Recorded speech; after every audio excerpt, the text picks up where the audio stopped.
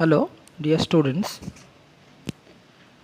As you remember, the last week I briefly introduced the fifth lesson of our textbook, our runaway kite, and I do really believe that you have read the whole passage very carefully. You have completed the practice sets. You also attempted the test, the self-evaluative test, and I strongly believe that you are able to understand the whole passage. So what today I am going to do, I am going to introduce a new passage, a new lesson, the lesson 6, Sea Fever. Sea Fever is a poem, it is not a prose. And Sea Fever is written by John Masefield. It is a poem of 12 lines, and there are three paragraphs, or there are three stanzas. As you can yourself understand that each stanza there are only 4 lines, and I think that this poem, if you don't try to get a very clear meaning of the poem, it will be really difficult for you to understand. So just listen to whatever I am saying and try to make a point of yourself. So what kind of poem it is? First of all, look at the title, Sea Fever. Sea means in Bengali Somudro, fever means jor. First of all, what does the title mean? Sea fever. Apparently, it seems, mone hote pare, that it refers to the point that probably the poet visited the sea. The poet went on a voyage. Voyage means Samudra Jatra, and probably he has been suffering from fever due to this. It may seem apparently, বাহ্যিকভাবে মনে হতে পারে, but actually the poem is not about a kind of fever or disease. As we all know, that fever is a symptomatic of each and every, or almost all the diseases, or sometimes too much high temperature is also regarded as fever. But here the word fever actually has a different meaning. What kind of meaning does the poet want to imply here, or what meaning we have to take of the word? So if I am to speak, or if I am to explain the word, I would surely say, or I would just say, that here fever means a kind of restlessness, এক ধরনের অস্থিরতা, a kind of utter excitement, এক ভীষণ পরিমাণে একটা উত্তেজনা. Usually a question comes in mind, why the poet is restless, why the poet is excited? The answer is very obvious. What is the answer? The poet is excited because he wants to go on a voyage. Voyage means sea journey, Samudra Jatra. The poet is a lover of nature. The poet loves each and every natural phenomena. And sea, as you all know, is a part of nature. So the poet feels restlessness within his mind because he is excited to go on a voyage. Now, there are a few questions probably your mind, there should be in your mind. Why the poet is restless to go on a voyage? Why the poet wants to visit the sea?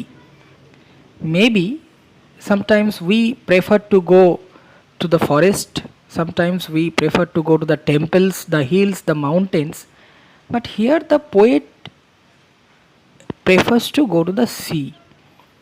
So in order to understand why the poet chooses, or the poet chose the sea as his destination, we have to actually know briefly about the life of the poet. The poet, when he was actually 13 years old, He left his house and joined as a sailor, as an apprentice in the on a ship. So the poet actually went on a voyage when he was only 13 years old, when he was just a teenager. And from the information, I can also assert that he spent almost a few years, several years on the sea. So it may be, as the poet spent a long time on the sea, he was too much fascinated with the natural beauty around the sea. So, what is the poem all about?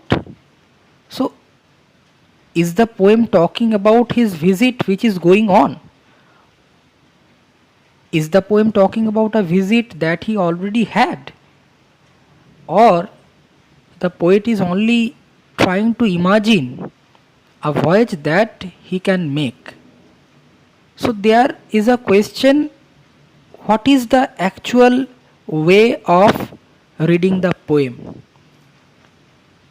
So I would like to tell you that the poet is actually anticipating. There is a word in the second paragraph of the introduction, anticipation.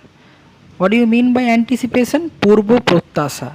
Expecting previously. You are imagining something.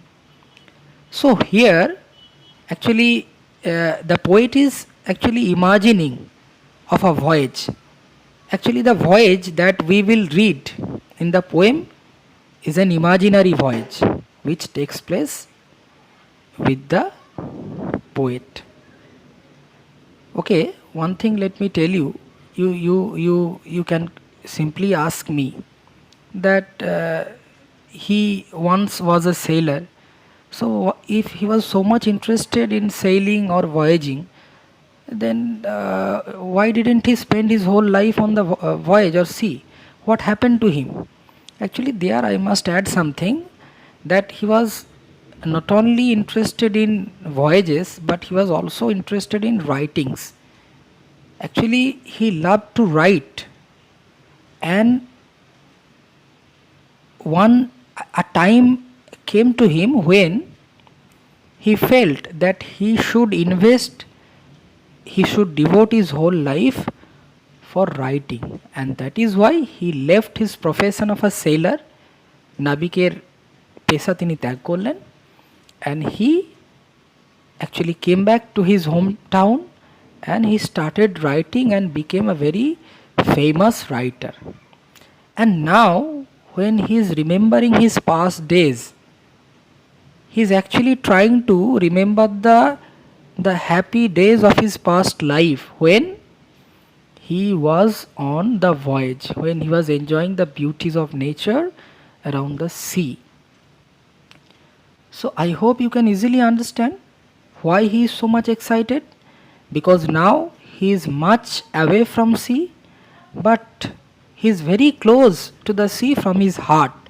So whenever he imagines about the sea, he feels excited. Whenever he thinks about a voyage, he feels restless. So these things we need to understand, because the poet is actually trying to anticipate a voyage.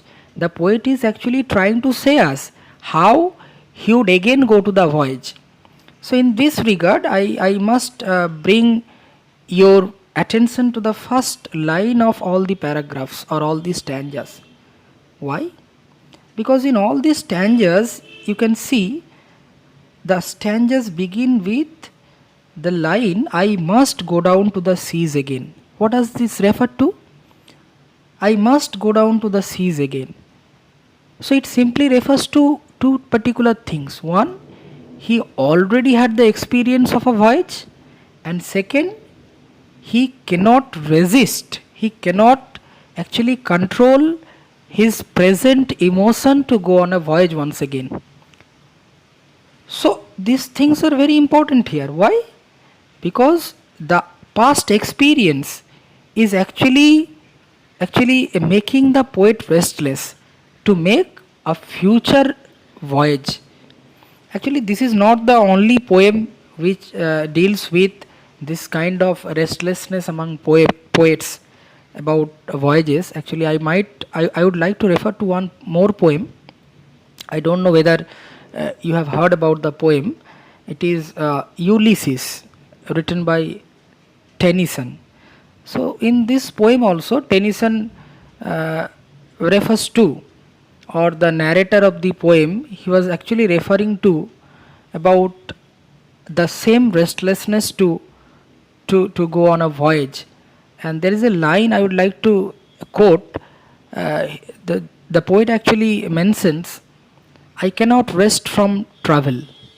I cannot rest from travel. So, what does the particular line means? It means that within the heart there is a great restlessness. Within the heart there is a great excitement, and he cannot control his emotion for any longer, and he cannot resist his temptation for going to the sea. So, these things are very important for understanding the whole poem. And on another level, actually, there are different phrases and different lines, different words, which actually, if you read the whole poem, I will surely be discussing the poem line by line, but not in this audio.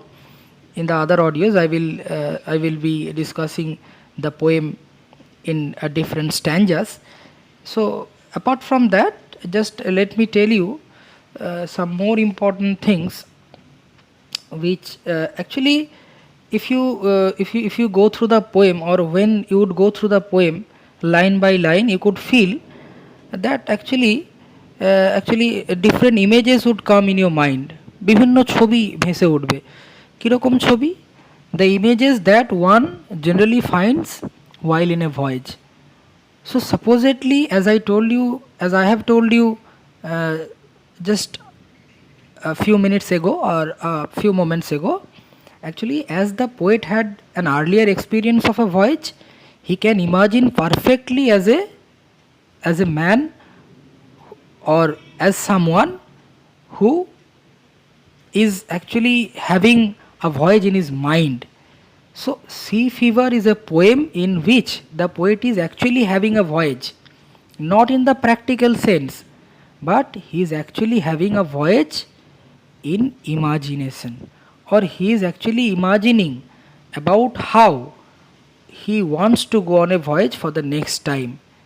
Okay, so these things are very important for your understanding. Until you get all this point, actually the whole poem is dedicated on the kind of voyage or the kind of journey he wants to undertake. Okay, so there are different images, there are different things that comes to the mind of the poet, and he actually expresses them one by one. Okay, what he wants, how he would go to the sea, when he would begin his journey, with whom he would actually go to the journey, or who would accompany the poet, what is his destination, or what will ultimately happen to the the poet, and what would ultimately happen to the poet when the journey will be over, the journey will be ended. So different things have been attached together in the poem, but very importantly, one thing I must assure you, that if you don't go through the poem in detail, the poem will not be as easy as you may imagine. So you have to read the poem very carefully. You have to understand the meaning of each and every word. You have to understand the meaning of each and every expression. Okay, and I think if you can do this, you will surely be able to understand the whole poem. Okay, okay, thank you. And I will in a separate way, I will upload, or I will share different audios regarding the other stanzas. Okay, thank you.